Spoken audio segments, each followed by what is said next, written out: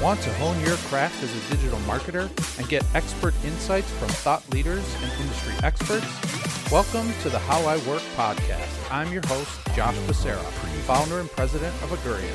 Follow us on Twitter at Agurian Tweets or subscribe to our YouTube channel for more great content.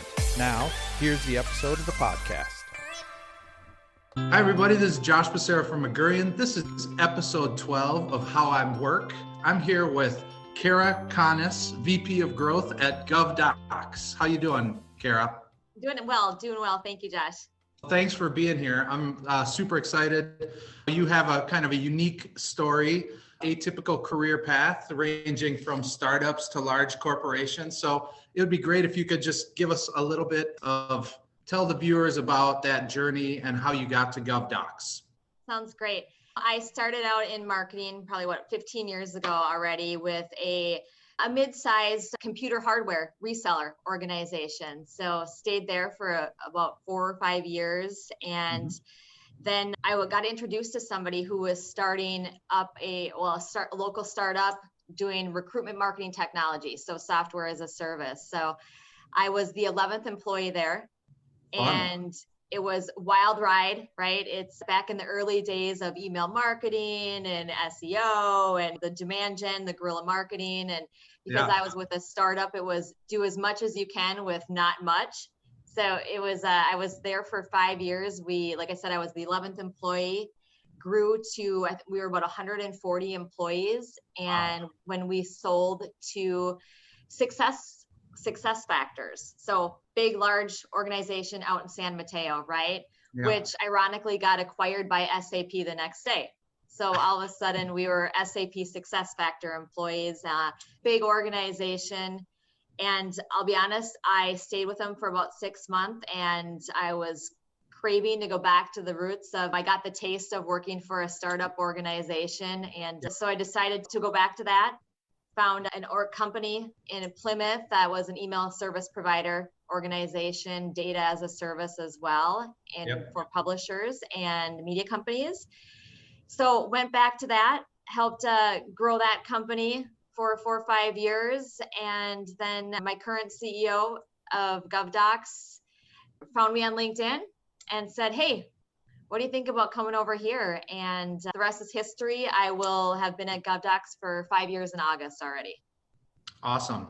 Yeah, I think the corporate world isn't for everybody. There's people who love it. I'm a little bit more slanted towards startup and that kind of fast-paced, fly by the seat of your pants kind of organization. Yep, I love the high growth. And so that's where I gravitate towards and I'm loving every minute of it. That's very cool. So one of the things that I thought was curious when we were talking about doing this interview is you have created client advisory boards like just about at every organization along the way. And I think that's a topic that I don't think I've ever touched on in any of these interviews before. And so I would love for you to just talk a little bit about why are you so committed to client advisory boards? What are you getting? What benefits do you see that you're getting from them? Yeah. And I'll start with, you're right. So this is my third organization where I've been able to participate. I get introduced 15 years ago to the first time we put together a client advisory board, and I've carried it throughout the next couple of organizations. So yeah, I'm at, I think 20, probably almost 25 client advisory boards that I've been able to participate and help manage and run. They're absolutely phenomenal. Just for those of you that maybe haven't ever done a client advisory board, it's really just bringing together of your existing clients and you're asking them to provide insights and guidance into your organization. So it's that, and I say this to them, when I open up the client advisory board and we're all sitting in a room, I ask them, please put your board of directors hat on. So you have to be objective. In some ways we coach, hey, we want you to be a little bit objective, but you're a board of directors. That's your purpose. That's your objective of being here. There's so many benefits and it's also, I'll say, benefits on both sides of the house, right? So not just for us, but for the clients themselves. So we get market validation for new enhancements and expansions. And they, of course, it's hard.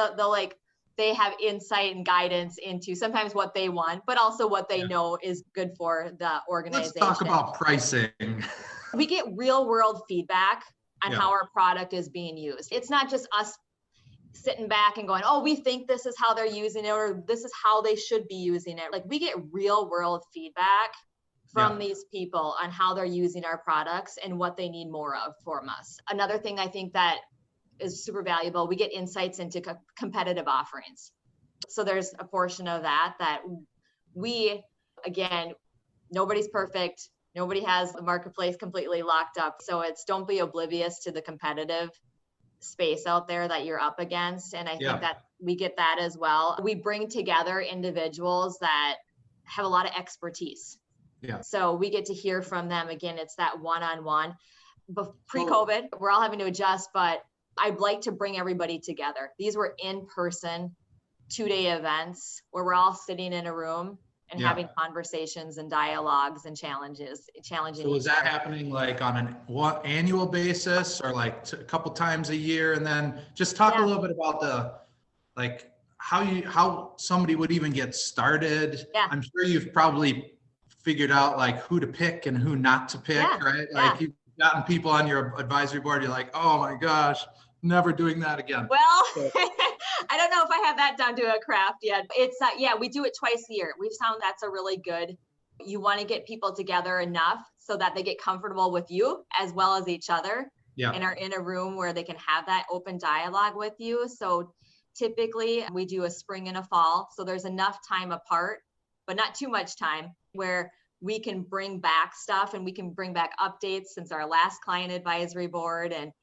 so twice a year has seemed to work really well. And again, in person, sometimes if there's important announcements or we're developing something and it's not in that time frame, we'll call and say, hey, are all of you guys willing to jump on the phone for half hour? So we've also had intermediate between those times as well. Size wise, I like to send out invitations to 15 people so that we land at about 10 to 12 people in person. Because I truly want to create that atmosphere where it's not too big, it's not too small. Diversification in attendees. I think it's important, I found, to bring together people from different industries, different company sizes, different titles. Although I will say what's worked most successful is to get your decision makers and your higher, it's not typically the day-to-day people that you're bringing in. So that's worked really well for us. Yeah, it's been fantastic. Just like I said, it's super important though to also don't lean always towards inviting the customers that love you, that they only have good things to say. Yeah. I make it definitely when we are planning on sending out the invites, who should we have? You want to invite those challenging customers because those are the customers that are going to make you better. Yeah, you don't want to be an echo chamber for sure. Yeah. So keep that in mind, I think, when putting together and assembling your list. And we put together a charter. We take it very seriously, and we want our advisory board members to take it seriously as well and know that we are asking for a commitment from them and expect things out of them, but they should expect stuff out of us as well. Yeah. So I think it's a win-win. Yeah, that's really cool. Yeah. So another thing that we talked about that I think is unique around your story is that you've had the opportunity to manage like marketing, sales, client services, and product, and you've actually done that all at once. So I think that's uncommon. So can you talk, and I think GovDocs, I think you actually are doing that intentionally. And so can you talk a little bit about having one person overseeing everything, how that's benefiting you as an organization, and then how you're like managing those multiple relationships? First of all, I have to say, I have the best role ever because truly, like, I couldn't ask for a better position in the ability to do just what you said, to oversee so many different lines of business. Having that front row to the customer life cycle, I think absolutely benefits in us in the ability to ensure that the GovDocs message, and this applies to like any organization, right? It's the ability to carry that, like, your message across the customer life cycle. It ensures that it stays consistent. I want the touch points and the experience that the customer is having to be similar, like I said, consistent, whether it's the first time that they see our logo, to the first time they visit our website, to that first conversation with our inside sales rep, right? To the implementation and onboarding, to once that they become a customer, and our customer communication. So I think it's a huge value that there's no surprises. We've been able to create a consistent experience across all touch points, and all really come together and share in that success internally as well. Yeah, and it seems like then you don't have competition happening between these silos, right? Correct. Ironically, 2 days ago, I was interviewing somebody and I was explaining to him my role. And that's literally what he said, ironically, Josh. He said, so Gal, he goes, I get it. He goes, so there's no like competition between the VP of sales and the VP of marketing. I'm like, no. I'm like, we're all in it to win it together. It's just, we're better together. And that makes sense. And I'm like, and I can really say that doesn't exist here. Yeah, that's cool. So we've created a ton of content around like the difficulties sometimes that exist between sales and marketing. And so I think you guys are solving it in a really unique way. Do you have any advice for someone, most people watching this are on the marketing side. So like, how do you navigate and manage sales, or what are the things that you think marketers should really have in mind about like the goals and roles of sales and how we can support them, but also get what we need back? What do you have to say about some of that? Yeah, I think it's now, and again, and not to be cliche, but you have to have openness. You have to have willingness to learn. I think like right away to set the tone is like, we're in a partnership together. And it's equal partnership. Everybody gets their opportunities to challenge each other, to say, I think we could do something differently. And I think you just got to set the tone. This is where leadership needs to set that tone and say, hey, here's how we're going to work together. And here's why. Explain the why is always super important, and demonstrate the benefits of bringing these teams together and starting it off right away. And then for me, that's the way I've always done it. So nobody knows any different. Like they should expect it. Be openness, transparent. We have healthy, radical candor. And that's something we do and we live by internally. And I think everybody understands it and gets it. Maybe not right away, but after they see that the strength and the relationship, and then most importantly, the results that come from this, it's become a no-brainer. Yeah. Yeah, I do think that a lot of times it's leadership that kind of ends up pitting sales and marketing against one another, kind of saying, wait, she's telling me this and you're telling me this. And so who's right here? And I think that's a flawed approach for sure. It is. And again, not to share another example of, like I said, this literally a couple of days ago in this interview, I was telling this person that he asked me about lead sources and our sales, is it always that, sales always got every deal and it was because of them. And I'm like, no, I said, we have, a great relationship with sales. They understand and know that if all of the opportunities being created and the new deals coming in the door, if marketing has nothing to do with them, then I don't know how to help them. Like it's in their best interest to say the demos are working or the webinars are working or that white paper you sent out. I said, because then we're able to create more light content. So it's also, so again, it goes back to explaining the why. It all starts with the why. Yeah, for sure. Sales and marketing is always about new logos. Let's get more of those. But one of the things that came up when we were prepping for this, I actually wrote it down. It's a quote from you. You said, give equal treatment and don't forget about our customers. What do you mean by that? Yeah. I've seen so many organizations, right, that they give it all to acquire that new customer. They shower them with information, the sharing of best practices, coming up with ways to solve all their business problems. But then as soon as they turn from the prospect into the customer, there isn't a strong program oftentimes set up to continue to share and to, nurture and give them what you were previously giving them to get them in the door. So I think it all goes around of like being super intentional. That's the word of the year here at GovDocs is intentional. And being intentional in the communications and the programs that you're setting up for your clients and not forgetting about them. If you're going to do a great webinar, invite your clients. If you create this great new white paper that's intended for lead generation, share it with your clients. Take our role very internally. We take it very seriously to keep nurturing a client as you would a prospect to get them in the door. Yeah, I think it's really smart. It's so much more cost effective to maintain and that get incremental upsell from existing clients versus net new logos. Yeah. Yep. And I think we have a philosophy of earn their business every day. Yeah. Love that. I love that.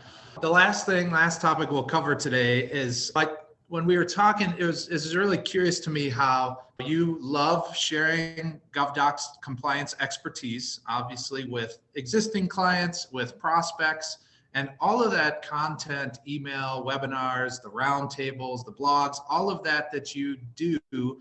It seems like there isn't a ton of like self-promotion embedded in there. And so I also want to just touch on that and kind of your philosophy around thought leadership for driving business results versus infusing self-promotion in everything that you do. Yeah, I think what's worked well for me in my career and for the companies that I've worked with is that sharing of information and approaching it from a thought leadership perspective, right? Like you said, stay away from the self-promotion. This is all about how can we help people do their jobs better? What information can we give them that, again, they might be able to weave into their day-to-day job and roles and responsibilities that makes life easier or produces greater results. So it's that idea of just generating content that makes people better or simplifies their job. And we do it through, like you said, a lot of different channels and a lot of different kind of demand generation programs. So it could be from 45-minute webinars to tip sheets. It could be from a heavy white paper. But I think regardless, we always, when the team is putting together and deciding what to do, it's what's in it for them, what's in it for our clients or our prospects, what's in it for the person who's going to consume this piece of information. Yeah. And I think if we continue to demonstrate our expertise, the business will come. Yeah, I think that's great. So in an effort to make this piece of content, which already is full of thought leadership and amazing little nuggets for marketers to pick up on, can you give us what is that tactic or strategy today that doesn't have self-promotion infused into it, that's really working for GovDocs? Yeah. If you had to pick one that other marketers could try, well, two, whatever, tell us what you're seeing that's working for you today that others should try. Yeah, I think webinars. Now, again, I say webinars, there's a ton of webinars out there, right? I would ask, so a couple things. They're producing results for us. They're great. We have 500 plus registrants on our webinars, and we're not paying anybody to promote it. We're just doing it internally with good old fashioned email marketing automation. Our presenters are from GovDocs. Like I said, we're not hiring anybody to be a speaker.